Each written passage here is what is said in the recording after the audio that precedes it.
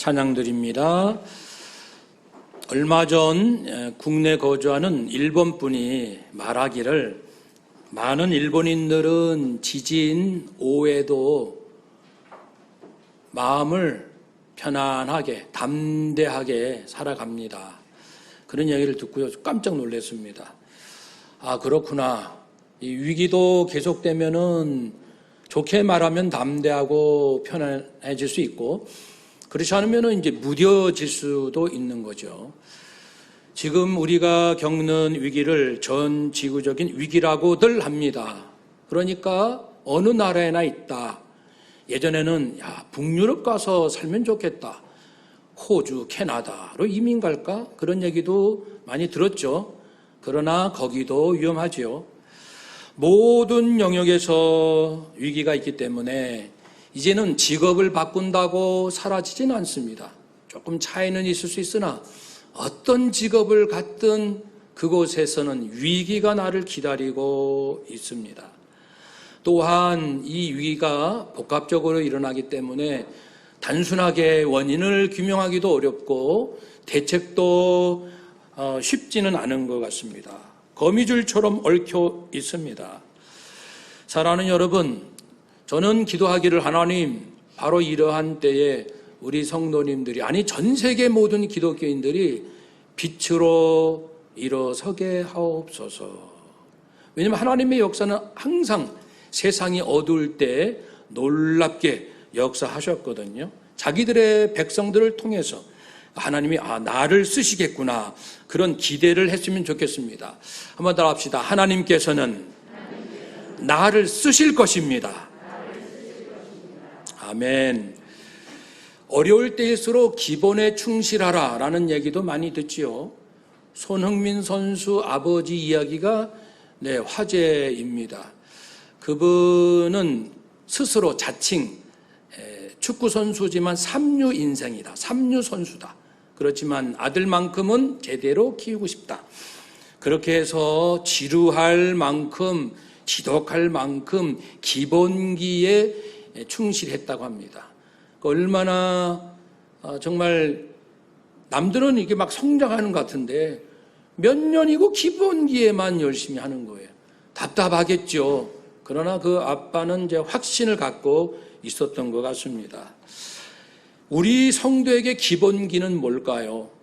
하나님 나라를 사는 성도가 지니할 기본기, 이걸 놓쳐서는 안 된다는 뜻이고 언제나 유지해야 된다는 뜻도 되고 이것이 제일 우선순위에 놓아야 한다는 뜻도 되겠죠. 오늘은 첫 번째 기본기를 다루고자 합니다. 그것은 한번 따라 합시다. 내가 아니고 하나님이십니다. 아멘. 그 고백이죠. 하나님, 제 인생의 주인은 제가 절대 제가 아닙니다. 하나님이십니다. 그 고백이죠. 이것이 때때로 흔들리죠. 우리는 많이 경험합니다. 잘 믿는 것 같은데 어느 순간 보면은 굉장히 내가 믿음 없는 것 같고요. 그래서 우리는 이 기본기가 하루아침에 다 완성되는 게 아니구나라는 것을 살필 필요가 있습니다. 하나님께서 내 인생 이 땅의 주인이시라면 그분이 뭘 요구하실까? 뭘 원하실까? 두 가지죠. 하라, 하지 말라. 하라, 하지 말라. 아담에게 맨 처음에 말씀하실 때 하라, 생육하고 번성하고 충만하고 정복하고 다스리라. 하라. 그걸 하면 돼요. 하지 말라. 선악을 알게 하는 나무의 열매를 먹지 말라. 그거 안 먹으면 돼요. 하라는 거 하고 하지 말라는 거 안 하면은 최고의 인생입니다. 최고의 행복이고요. 우리 잘 살자고 노력하는 거 아니에요. 행복하게 살자고 애를 쓰는 거 아닙니까? 하라, 하지 마라. 하나님의 말씀에 순종하는 거죠. 하나님은 모세를 통하여 이스라엘 백성에게 율법 613가지를 주셨어요. 하라 248개, 하지 말라 365가지입니다. 하라, 하지 말라. 그것은 생존을 위해서, 그리고 이 마음과 위생의 건강, 이런 것을 위해서, 우리 위해서 주시는 거예요. 그래서 하라라는 그 첫 번째는 생육하고 번성하라. 마지막 613번은 율법을 써서 간직하라. 하지 말라. 그 중에 특별한 게 있습니다. 113번에 보면 새끼 염소를 그 어미의 젖으로 삼아서는 안 된다. 새끼 염소를 삶아서 먹고는 쉽겠지만 어미의 젖으로 삼지 마라. 새끼의 생명이 죽어가는데 어미가 함께 하지 않도록 해라. 가장 그것은 비극이라는 겁니다. 최소한 지킬 것이 있다는 거죠. 361번에 11조를 드려야 할 가축을 팔아서는 안 된다. 하나님께서 내 모든 걸 주셨습니다. 그 신앙 고백으로 11조를 드리는데 그걸 아끼겠다고 아껴가지고 다른 걸 이걸 팔아가지고 다른 쪽에 용도 변경합니다. 그 일 하지 마라. 그 일 하지 마라. 412번에 살인자를 돈을 받고 목숨을 살려줘서는 안 된다. 그냥 뇌물 받고 정의를 불의로 둔갑시키면 안 된다. 이처럼 율법 613가지를 압축하면 10계명이 되고 10계명을 압축하면 두 가지로 되죠. 하나님을 사랑하라, 이웃을 사랑하라. 그래서 유대인들은 그 많은 율법 중에 무엇이 제일 중요할까라는 질문을 하길 좋아했고 예수님께도 했고 예수님의 답변은 첫째는 하나님을 주 너희 하나님을 사랑하라. 둘째는 이것이니 내 이웃을 내 자신과 같이 사랑하라. 사랑 얘기하셨어요. 그래서 예수님은 한 걸음 더 나가서 내가 너희를 사랑한 것 같이 서로 사랑하라. 바울은 주님의 사랑의 말씀을 받아서 이제 좀 자세하게 펼치는데 사랑은 율법의 완성입니다. 피차 사랑의 빛 이외에 아무에게도 아무 빛도 지지 마세요. 남을 사랑하는 자는 율법을 다 이루었답니다. 율법은 하라 하지 마라라는 거라고 했죠. 사람을 사랑하면 사람에게 해야 될 거 하게 되고 하지 말 것을 안 하게 된다는 거죠. 정말 사람을 사랑하게 되면 사랑은 이웃에게 악을 행하지 아니하나니 그러므로 사랑은 율법의 완성이니라. 기본기죠. 하나님은 하라 하지 마라. 하나님이 주인이시고 나는 듣는 자이라는 사실을 기억해야 합니다. 그러면 이것을 이 관계를 보다 조금 극적으로 또는 강력한 표현으로 묘사를 한다면 오늘 본문이 되겠죠. 근데 오늘 25절 전에 24절을 먼저 다뤄야 합니다. 24절을 제가 읽겠습니다. 이에 예수께서 제자들에게 이르시되 누구든지 나를 따라오려거든 자기를 부인하고 자기 십자가를 지고 나를 따를 것이니라. 예수님께서 누구에게 말씀하십니까? 제자들.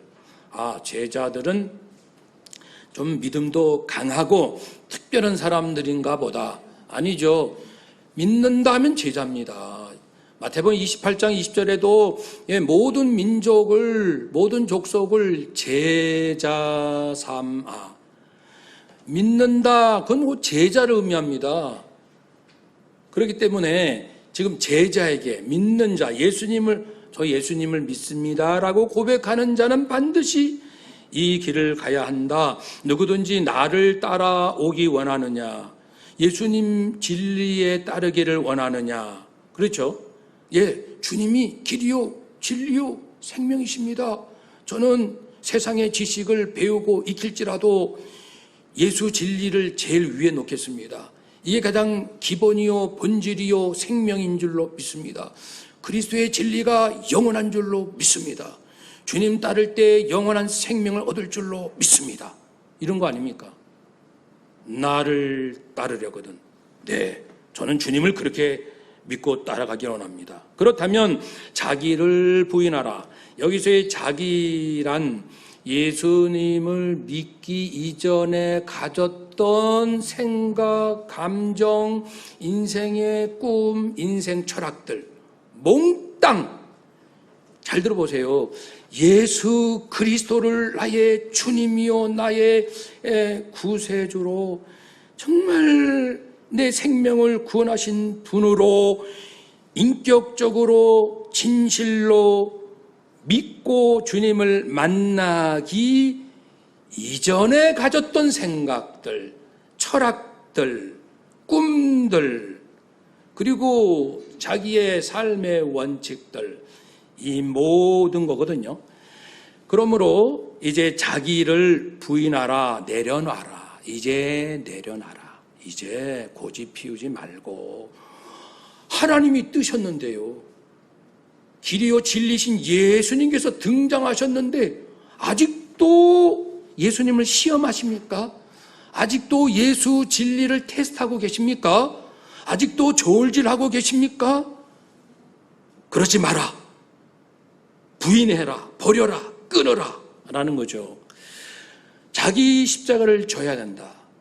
예수님을 따르겠습니다라고 하는 사람에게는 자기가 져야 할 십자가가 있어요.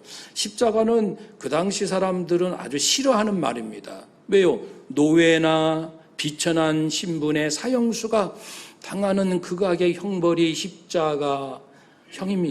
사형장에는 이 기둥은 이미 그곳에 있고요.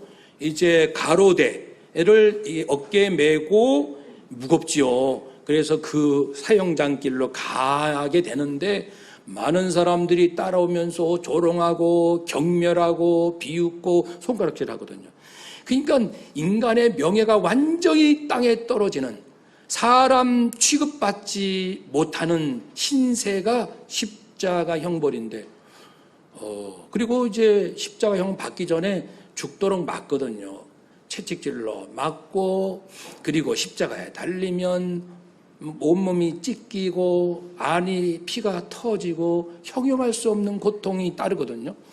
그건 팔레스타인 유대인들은 다 압니다. 십자가가 뭔지. 그런데 예수님께서 정말 나를 따라오고 싶어? 내가 진리라는 걸 믿니? 내 안에 영생이 있는 걸 믿니? 그렇다면 너 십자가를 지라. 그러면 제자들이 아유, 하필이면 또 십자가를 말씀하셔? 우리가 무슨 노예입니까? 우리가 무슨 죽을 죄를 졌습니까? 왜 십자가를? 물론 그런 의미는 아니죠. 예수님께서 곧 머지않아 십자가에 달리실 것을 아시고 제자들도 주님의 뒤를 따를 때에 말할 수 없는 그 십자가 형벌과 같은 고통을 당한다는 것을 아시기 때문에 담대하라 말씀하십니다. 그러니까 예수님을 믿고 따르는 것이 쉬울까요? 어려울까요? 사실 인간의 힘으로는 따라 못 갑니다. 못 따라갑니다. 못 따라갑니다. 그 주님께서 주신 사명은, 그 주님이 주신 사명으로는 내 힘으로는 못 가요. 그냥 남편 아내 결혼해가지고 그냥 적절한 수준에서 부부관계, 세상에서 이 정도로 남편 아내 관계, 부모 자녀 관계, 친척 관계, 뭐 이 정도면 훌륭하지. 그런 수준으로 하면 할 수 있으나 그리스도를 따르는 마음으로 남편 역할을 하고, 그리스도를 따르는 마음으로 목사 역할을 하고, 그리스도를 따르는 마음으로 내가 직장생활을 하는 건 차원이 달라요. 그렇게 이제 부르시겠다는 겁니다. 너 나를 정말 믿니? 네, 믿습니다. 그러면 가정생활, 목회, 선교, 직장생활, 이제는 나를 따르는 차원에서 해라. 그게 십자가요 사명이죠. 세상에서 이렇게 계산하고 저울질하고 이렇게 하면 좋아요라고 제시하는 그런 거하고는 차원이 다르거든요. 완전히 차원이 다릅니다. 그 제자들은 이게 무슨 말인지 모르는 거예요. 알 듯 모를 듯. 예수님은 알지요. 왜냐하면 예수님 자신이 십자가 길로 지금 곧 가실 거니까요.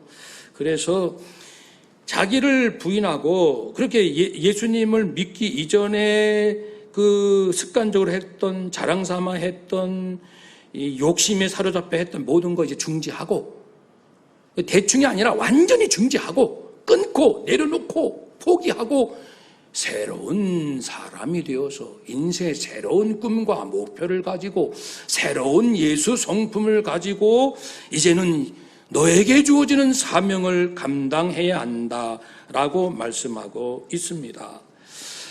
그러면 어떻게 되나요? 십자가를 지고 나를 따를 것이니라. 25절. 누구든지 제 목숨을 구원하고자 하면 잃을 것이요 누구든지 나를 위하여 제 목숨을 잃으면 찾으리라. 사실 24절과 내용은 같다고도 볼 수 있습니다. 나를 정말 따르려면은 자기 목숨을 구원하고자 하면 안 된다. 자기 목숨을 구원하면 잃는다. 자기 목숨을 구원한다는 것은 자기를 부인하지 않는 거예요. 그러니까 자기 자신에게 대해서 대단히 집착, 애착을 가지고 육체의 생명 죽을 것을 두려워하고, 그러니까 그리스도를 따르는 사람들은 두려워하는 게 없어야 돼요. 죽음도 두렵지 않아요. 수치도 두렵지 않아요. 가난도 두렵지 않아요. 병든 것 두렵지 않아요.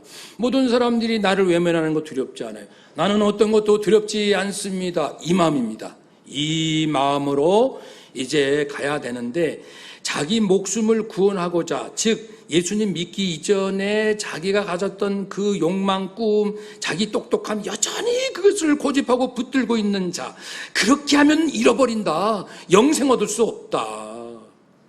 정말 주님만이 주실 수 있는, 주님만이 줄 수 있는 겁니다. 우리가 신앙생활 하는 이유는 하나님만이, 예수님, 성령님만이 줄 수 있는 것을 얻고자 신앙생활 하는 거예요.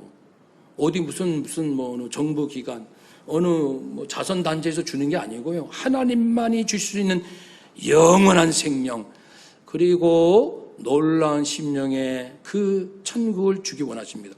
우리 하나님은 꿈이 가장 크시죠. 하나님 같은 꿈이 어디 있나요? 누가 하나님이 제시하는 것을 제시합니까? 부모님이요? 학교 선생님이? 직장의 사장님이? 누가 나에게 그런 걸 제시합니까? 아무도 없습니다. 그래서 이제 우리는 그렇구나. 세상이 줄 수 없는 것을 주기 원하시는 우리 예수님께서는 그러므로 그 예전에 자기 중심적인 그런 것을 고집해서는 안 된다. 그 고집하면 잃게 될 것이다. 무엇을요? 참된 것을 잃게 된다.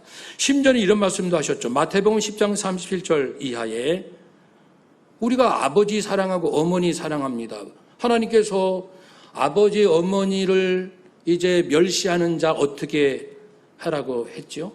내 아버지 어머니 멸시하는 자는 돌로 쳐 죽이라. 그렇게 말씀했습니다. 그만큼 하나님은 자기 부모를 멸시하는 자는 어떻게 보면 살 가치가 없다고 보는 거죠. 그건 짐승만도 못한 걸로 보는 거죠. 자기 부모를 멸시하는 자 돌로 쳐 죽여라. 그 정도의 하나님이시거든요. 그런데 예수님은, 진리신 예수님은 이런 말씀도 하시는 거예요. 나보다 너희 아버지 어머니 더 사랑하면 너 나에게 합당하지 않아. 나와 같이 친구할 수 없어. 네가 내 길을 올 수도 없어. 나하고 재밌게 살 수 없단 말이야. 너는 말로는 아버지 사랑해요, 어머니 사랑해요 라고 하는데 예수님께서 하신 말씀을 거부하면서 아버지 사랑한다라는 이야기로 슬쩍 합리화시킨다. No, 아니라는 거죠. 말씀드린 것처럼 하나님은 부모를 공경하라고 했습니다마는 부모 공경하는 모습이 내가 하나님을 공경하고 그리스도의 진리를 따르는 그 울타리 안에서 육신의 부모를 사랑하고 공경하는 것이죠. 그러니까 이 분명한 이 질서가 있어야 합니다. 이게 기본기 첫 번째입니다. 다시 한번 따라합시다. 내가 아니고 하나님이십니다. 부모도 아니고 하나님이십니다. 아멘. 이걸 분명히 하자고요. 누구나 자기 아들, 딸 잘 키우고 싶은데 주님도 말씀하셨어요. 부모뿐 아니고 아들이나 딸을 나보다 더 사랑해? 그럼 너 나하고 친구 될 수 없어. 나하고 같이 살 수 없어. 한 마음이 될 수 없어. 우리는 아들, 딸을 위해서 온갖 다 합니다. 그런데 예수님이 원하시는 거에는 관심도 없어요. 불순종을 버젓이 하면서 나는 그래도 좋은 부모야. 내가 아들을 위하여 딸을 위해서 얼마나 희생적으로 사는데 나 같은 부모 있으면 놔보라고 해.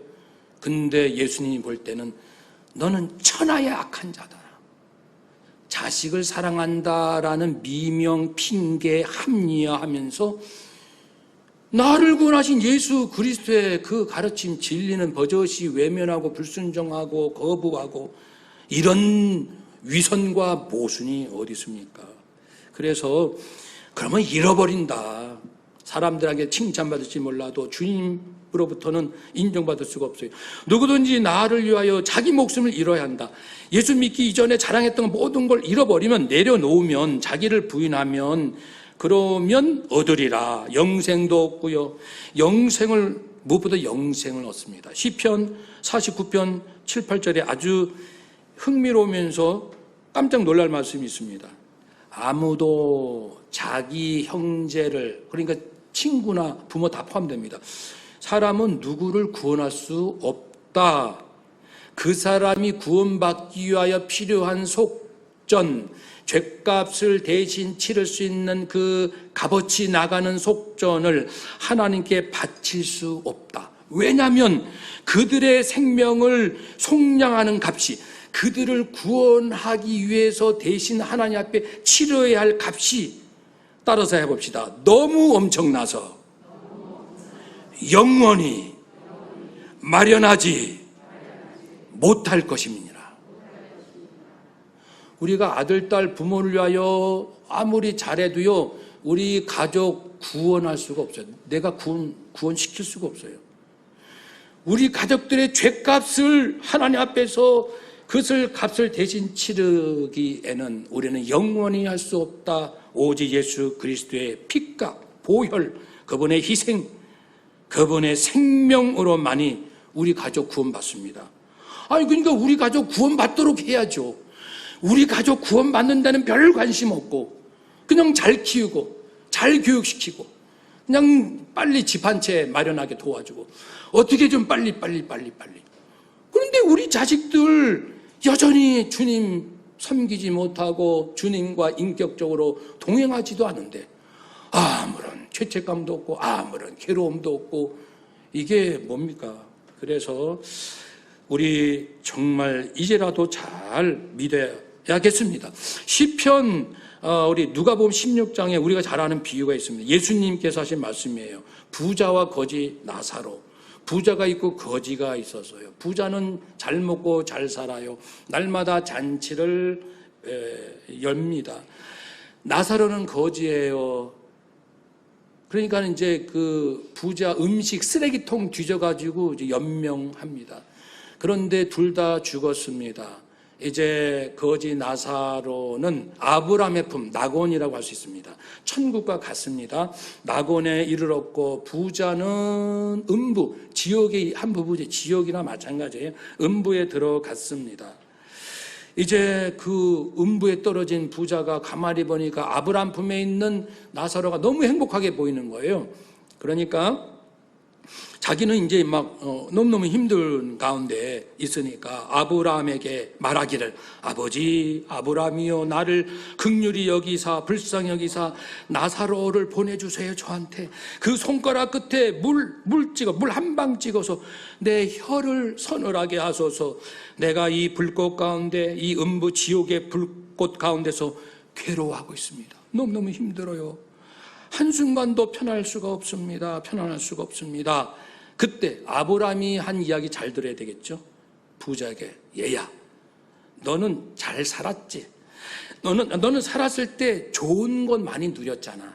그런데 나사로는 고난을 받았으니 이것을 기억하라. 이제 나사로는 여기서 위로를 받고 너는 음부에서 괴로움을 받아야 한다. 그럼 우리가 언뜻 생각하면 가난한 사람은 천국 가고 부자는 지옥 가는구나. 물론 그건 아니죠. 구원은 진실된 믿음, 행함이 있는 믿음, 정말 진실로, 우리가 행위가 완전하다는 뜻이 아니고 진실로 믿으면 뭔가 몸부림치는 게 있는 거 아니에요? 근데 몸부림치지 않는 믿음은 그게 진짜 믿음일까요? 우리가 완전하지 않는 걸 인정합니다. 고백해요. 저도 그렇고. 그러나 몸부림을 쳐야죠. 몸부림도 치지 않는다. 나는 믿어요. 그게 진짜 믿는 걸까요? 그러니까 지금 나사로가 이 천국의 낙원에 가 있는 것은 그가 가난하기 때문이 아니죠. 구약에 보면 하나님께서는 고아, 과부, 나그네를 돌보라 그랬습니다. 왜냐하면 그들은 사회적인 약자이기 때문에 그들을 돌보라고 했지 그들이 천국 간다는 말씀은 단 한 번도 한 적이 없습니다. 부자는 다 지옥 간다. 단 한 번도 그런 말 하신 적이 없어요. 구원은 오직 믿음, 행함이 있는 믿음, 괴로워할 줄 아는 믿음, 몸부림치는 믿음, 하나님 앞에 진실로 마음을 찢는 믿음, 그 믿음으로 구원을 받잖아요. 그래서 우리가 옛사람 청산하고 주님 따라가면 영생을 이렇게 얻을 수 있어요. 하나님이 주시는 거잖아요, 영생은. 두 번째는요, 심령의 기가 막힌 기쁨을 누릴 수 있게 해줍니다. 그래서 바울은 여러분도 좋아하고 저도 좋아하는 고백이 있습니다. 나는 비천에 처할 줄도 알고 풍부에 처할 줄도 알아요. 모든 일 곧 배부름, 배고픔, 풍부, 궁핍에도 처할 줄을 아는 일체의 비결을 배웠습니다. 처할 줄 안다는 게 만족입니다. 가난해도 만족. 그러면 에이, 무슨 가난한데 만족해요. 지금 몸이 아파도 만족. 에이, 어젯밤 잠을 못 주무셨다면서요. 근데 무슨 만족. 여러분, 우리가 오해하지 맙시다. 하나님이 우리에게 주신다는 만족은 우리 육신의 삶에 고통이 없는 상태가 아닙니다. 심령이 하나님의 은혜와 사랑으로 기뻐하며 주님의 사랑에 감격해서 그 은혜로 힘을 얻어 주님으로 만족합니다. 왜냐하면 어차피 인생은 끝날 날이 옵니다. 이 심령의 기쁨을 말하는 것이거든요. 그 만족을 주시겠다 약속하셨습니다. 하나님은 약속하시면 그렇게 지켜주시는 분이에요. 바울이요, 여러분, 나는요 배불러도 감사, 배고파도 감사. 네, 그래도 다 좋아요. 그렇다면 우리도 그렇게 할 수 있습니다. 한 번 더 합시다. 바울이 했으면 나도 합니다. 바울이 되면 나도 됩니다. 아멘. 저도 불교 철학을 좋아해서 금강경도 정말 몇 년간 열심히 연구하고 그런 적이 있었어요. 거기서 말하는 극락열반. 제가 하나님을 알고 나니까 바울이 이미 불교에서 말하는 열반에 이미 도달했어요. 그런 식으로 말한다면요. 그렇다고 해서 뭐 바울이 병면수도 몇 년 아닙니다. 그리스도의 피값, 성령의 은혜와 도우심 가운데 우리가 달라질 수 있습니다. 바울이 됐으면 나도 되는 거죠. 그래서 물론 고통과 어려움은 여전히 있고 앞으로도 있을 거 더 많을 수도 있어요. 위기가 곳곳에서 나타나니까요. 그러니까 없다, 안 올 거다, 그거는 비성경적이에요. 좋다, 어떤 것이 와도 좋은데 나는 만족하리라. 나는 일체의 비결을 배웠노라. 거기에 형편에 다 처할 줄 압니다. 억울한 일 당하면 하나님, 억울한 일을 당했습니다. 하나님은 제 아버지신데 제가 억울한 일을 당해 이 상한 마음 아버지 아실 텐데 아버지가 막아주실 것 같으면 억울한 일 당하지 않도록 막아줄 수 있는 분인데 제가 억울한 일 당한 것도 주님의 섭리 가운데 있는 줄로 믿습니다. 하나님의 선하심을 믿습니다. 예수님 주신 하나님의 사랑을 믿습니다. 그래서 하나님 한쪽에서는요 억울하고 분한 이 마음이 올라오지만 주님의 사랑, 주님의 선하심을 깊이 신뢰함으로 이제 그걸 떨쳐내고 하나님으로 족해요 하나님의 선하심을 믿습니다 하며 마음에 참 평안을 얻게 됩니다. 그 평안을 누리게 되니 감사드립니다. 사랑하는 여러분, 우리 예수님께서도 정말 그 자기를 25절 그대로 누구든지 제 목숨을 구원하고자 하면 잊는다. 누구든지 나를 위해서 제 목숨을 잃으면 찾는다. 우리 예수님도 하나님을 위해서는 자기 목숨 잃으셨습니다. 포기하셨습니다. 자기를 낮추시고 죽기까지 하나님께 복종하셨어요. 그래서 십자가에 죽으셨어요.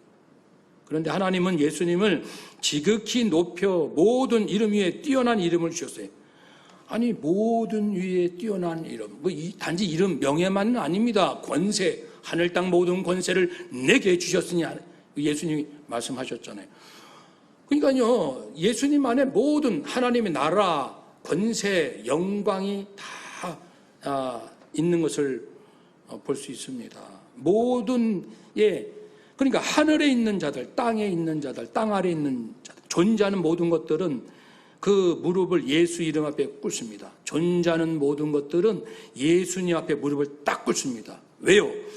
예수 그리스도께서는 자신의 사사로움을 버리시고 당신을 이 땅에 보내신 하나님께서 주신 십자가 사명을 감당하셨기 때문에, 그러니까 하나님께서 이제 높여주신 거죠. 우리가 당하는 위기요, 물론 내가 이제 그걸 극복하려고 애를 씁니다만은 위기가 내게서 떠나게 하시는 분은 하나님이십니다. 우리는 내가 위기를 떨쳐내는 건 아니고요, 내 안에 있는 하나님 앞에 거짓된 마음, 사사로운 마음, 부패한 마음, 어리석은 마음들을 이걸 떨쳐내는 것, 요걸 하면 돼요. 그러면 하나님께서 내 인생의 모든 위기는 하나님의 뜻 가운데, 섭리 가운데 해결하시고 다루실 줄로 믿습니다. 내 마음을 다뤄야죠. 위기를 왜 다룹니까? 만물이 아버지의 것이고 있기도 하시고 없기도 하시고 한 나라와 민족도 이스라엘이 있는 거고, 없으면은 하루아침에 대한민국 없어지는 거예요. 북한, 중국, 일본, 러시아 하루아침에 나라 없어질 수 있어요, 하나님은. 그러니까 위기를 해결하기 위해서 애쓰는 게 아니고 하나님 앞에 25절, 우리 함께 25절 끝으로 읽읍시다. 누구든지 제 목숨을 구원하고자 하면 잃을 것이요, 누구든지 나를 위하여 제 목숨을 잃으면 좌절이라. 아멘. 영생도 없고 바울의 일체의 비결도 없고 어려움은 혹 있다 할지라도 감사합니다, 만족합니다. 그런 사람이 다른 사람한테 스트레스 안 주죠. 다른 사람 이 화를 돋구지 않죠. 내 안이 천국인데요, 왜 쓸데없이 다른 사람 힘들게 합니까? 왜 자꾸만 짜증내고, 왜 다른 사람 핑계대고, 왜 조상탄 누구 탓합니까? 내 안에 천국의 평안과 기쁨과 만족이 있는데요, 그렇게 살라. 제발 그렇게 살라. 너희는 하늘의 빛과 빛이 아니냐, 세상의 빛과 소금이면 제발 그렇게 살라 라고 말씀을 하시니까 이 위기의 때 첫 번째 기본기, 내가 아니고 하나님이십니다. 죽고자 하면 삽니다 라는 말씀으로 승리하시기를 주의 이름으로 축복합니다. 아멘. 기도하겠습니다.